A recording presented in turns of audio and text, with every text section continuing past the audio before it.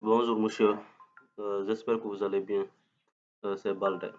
Bon, c'était juste pour vous présenter notre travail. Donc, durant le premier semestre, nous avons eu à mettre en place une plateforme dénommée Tola. Donc, c'est ça, dont, dont l'objectif était de permettre aux étudiants de l'ESP donc c'est ça, d'échanger c'est-à-dire des informations, de pouvoir poser des questions et d'apporter des réponses, tout comme donc c'est ça, l'application Quora, donc c'est ça, l'application Quora. Cette application, elle est inspirée de Quora, c'est ça. Donc, sans plus tarder, nous allons commencer. Maintenant, là, nous avons la page de connexion. Automatiquement, quand l'utilisateur clique sur le lien de la plateforme, c'est cette page-là, il accède à cette page. Donc là, c'est la page de connexion. C'est qu'avant d'accéder à la plateforme, il faut être authentifié. Donc là, c'est la page de connexion. Maintenant, tout à fait à droite, nous avons mis un petit test. Donc c'est ça, une partie à propos qui permet d'expliquer donc c'est ça, l'objectif de Tola. Donc en grosso modo, c'est ça. Maintenant, vers la gauche, nous avons la partie connexion. Et il y a l'email et le mot de passe. Maintenant, pour s'authentifier, l'utilisateur doit saisir son email et son mot de passe. Donc là, vous avez eu à enregistrer un utilisateur en guise de test pour les besoins de test. Maintenant, quand par exemple, je mets l'utilisateur validé arrobase, donc ça, le mot de passe, passé. Bon, vous allez oublier aussi, ici, nous avons le menu, c'est-à-dire qu'au niveau on est en train de voir, est-ce qu'au niveau de la partie, à partir de la connexion, le menu devrait être visible ou bien non à l'utilisateur. Maintenant, donc c'est ça, pour le moment, nous avons décidé de laisser le menu, donc c'est ça, au niveau, donc c'est ça, de laisser le menu accessible, c'est-à-dire que ça soit visible à l'utilisateur. Maintenant là, les boutons sont inaccessibles, c'est-à-dire les boutons sont désactivés. Bien vrai que l'utilisateur voit le menu, mais il ne peut rien faire, il ne peut pas ajouter une question, il ne peut rien faire, ça, les boutons sont désactivés par défaut. Donc c'est quand l'utilisateur est authentifié que donc, c'est ça, les boutons deviennent accessibles. Maintenant, ici, quand je clique sur se connecter, si tout se passe bien, on est redirigé vers la page d'accueil.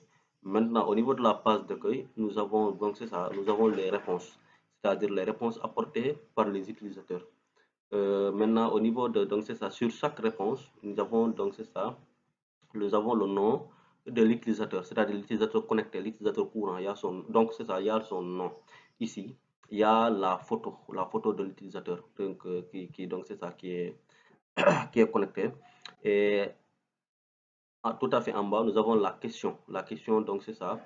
Au niveau de la question c'est un lien. Quand on clique sur la question, on est redirigé vers une autre page qui affiche la question et les différentes réponses qui sont associées à la question. Maintenant, tout à fait en bas, nous avons la réponse. Ici, par exemple, nous avons quand les ordinateurs 104 bits commenceront-ils à passer des systèmes d'exploitation 128 bits.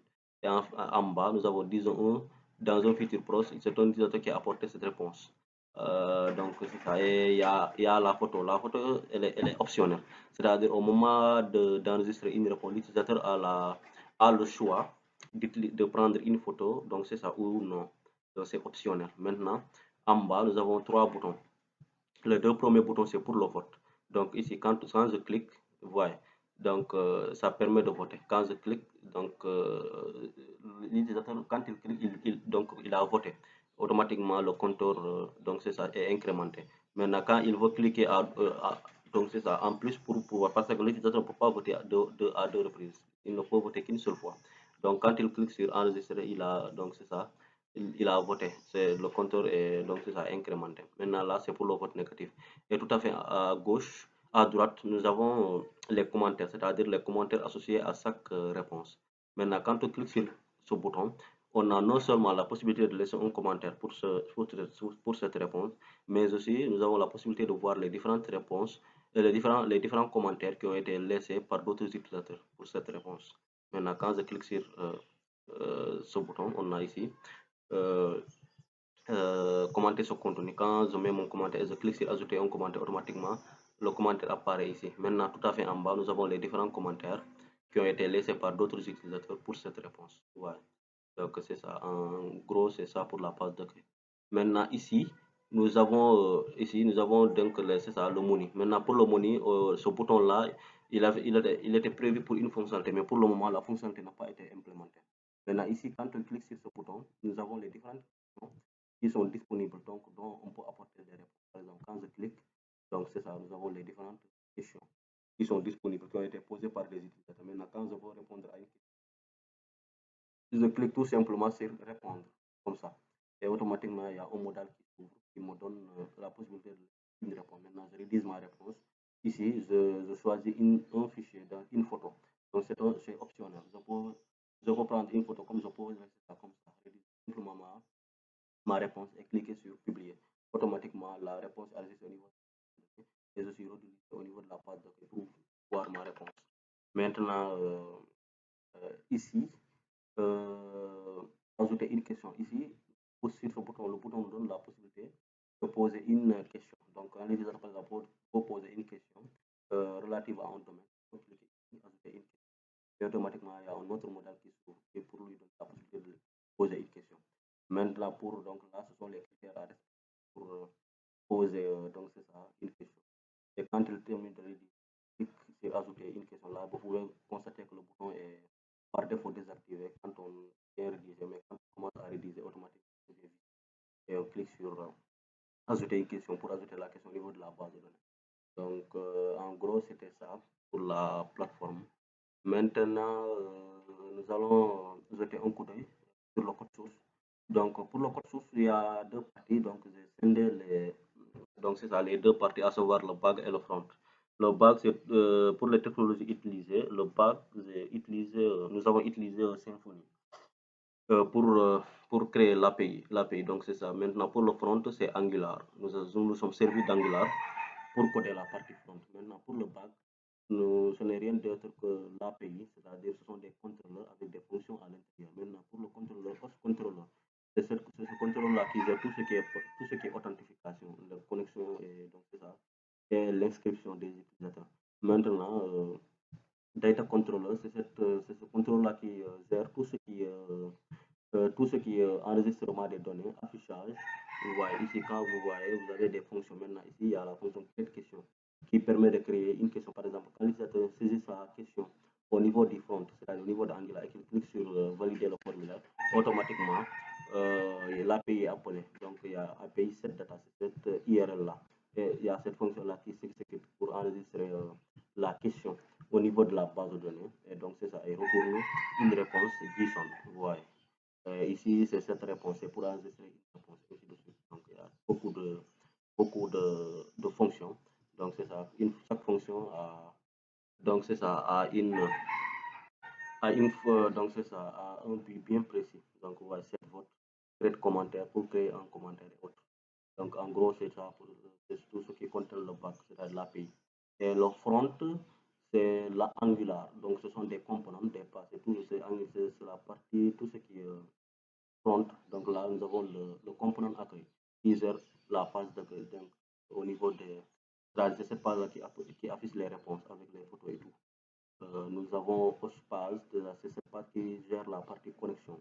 Donc, ce sont des composants. Liste questions, c'est ce component-là qui liste les questions là où on était tout à l'heure. Donc, c'est ce component-là qui permet de le faire. Donc, ce sont des composants. Ça, c'est Angular. Donc, nous avons la partie HTML, CSS, et donc c'est ça, c'est-à-dire la logique qui se trouve derrière, donc le JavaScript. Ça, c'est le TypeScript, donc un dérivé du langage JavaScript. Donc c'était ça en gros, donc le back et le front. Maintenant, nous allons essayer de jeter un coup d'œil sur la base de données en question. Donc là, ça c'est la base de données TOLA. Donc il y a différentes tables, la table user, la table vote, la table réponse, la table question. Donc ça c'est la table question, c'est la table qui gère les questions, les différentes questions. Donc nous retrouvons les différentes questions qu'on avait tout à l'heure là-bas, ici. Ouais, donc ça c'est la base de données. Maintenant ici réponse, c'est toutes les réponses qui ont été apportées aux questions. Et user, ce sont les différents utilisateurs qu'on a eu à créer, ouais, pour les besoins de test. Bonsoir, monsieur. Donc, étant nommé Product Owner, j'ai l'honneur de vous parler de comment notre équipe a géré le projet, les flux de travail et les tâches. Pour gérer ce projet, pour gérer cela, nous avons utilisé l'outil Trello. Donc, mon but principal était de gérer l'expression claire des éléments du backlog produit, aussi d'ordonnancer les éléments du backlog produit pour mieux réaliser les objectifs et les missions. Il y a aussi l'optimisation de la valeur du travail effectué par l'équipe de développement. Et aussi, il y a l'assurance que le backlog produit est visible, transparent et clair pour tous et montre sur quoi l'équipe de développement, c'est-à-dire nous tous, avons travaillé dans le projet. Donc, sans plus tarder, nous allons passer au niveau du Trello. Vous pouvez voir qu'on a besoin de notre travail en 3 tableaux, doing, to do et done. Donc, à chaque fois qu'il fallait faire une activité ou une fonctionnalité, on mettait ça sur doing et on programmait ça. Donc, à chaque fois que quelqu'un terminait une activité ou une fonctionnalité, cette activité ou cette fonctionnalité était transférée à to down. Vous voyez. Donc, au moment où il est en train de faire la fonctionnalité, la fonctionnalité est au niveau du tableau to do. Donc là, on pouvait voir à temps réel ce qui doit être fait, ce qui est en train d'être fait et ce qu'on a terminé. Donc au niveau de Trello aussi, on pouvait voir les dates à laquelle on a commencé une fonctionnalité, qu'est-ce qu'il fallait faire au niveau de ces fonctionnalités, parce que chaque fonctionnalité était scindée en petites parties, en petites activités, comme vous pouvez le voir ici. Vous voyez, pour cette fonctionnalité, on avait l'étude du projet, analyse et interprétation.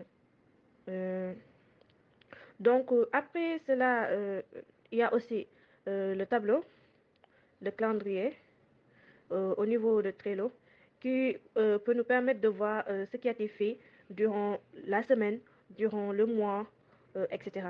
Donc, étant donné qu'on a utilisé la méthodologie Scrum, on faisait des sprints où on désignait brièvement ce que l'équipe a besoin d'effectuer en quantité de travail donné. Donc, on planifiait cela chaque semaine. L'équipe livrait le produit avec des mises à jour, une version améliorée du produit qui sera plus en accord avec ce que on avait la liste des tâches ultimes qu'il fallait faire. Donc, de ce fait, notre rôle était pour nous que les clients soient satisfaits à chaque fois qu'on fasse un sprint, qu'ils puissent avoir une version plus améliorée du produit. Voilà en somme le travail qui a été fait par notre groupe. Nous vous remercions pour l'intérêt que vous avez eu en suivant notre présentation et vous souhaitons une bonne fin de soirée.